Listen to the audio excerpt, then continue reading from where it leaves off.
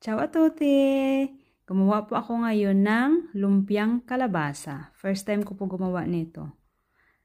Ito ay hinugasan po itong kalabasa at saka ini-slice ko po siya.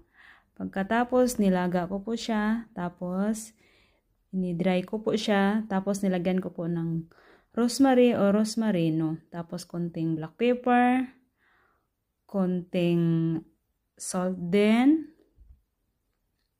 Ayan, at saka hinalo-halo ko po siya. Ayan, hinalo ko pa at naglagay din po ako ng ricotta.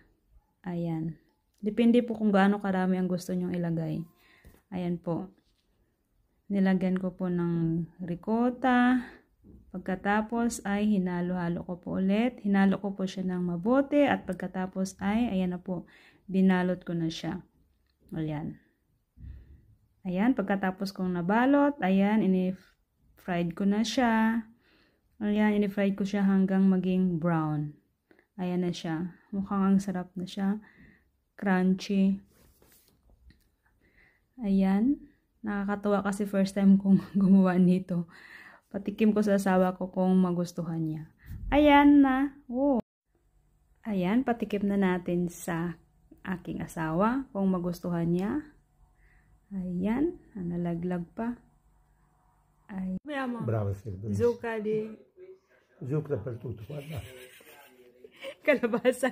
Kalabasang lumpia. È buono. Wala nang magawa. Tapos sabi niya, itabi ko daw yung 3 at baka maubos niya lang daw. Pero, inubos niya rin naman lahat. Ciao, ciao! Grazie!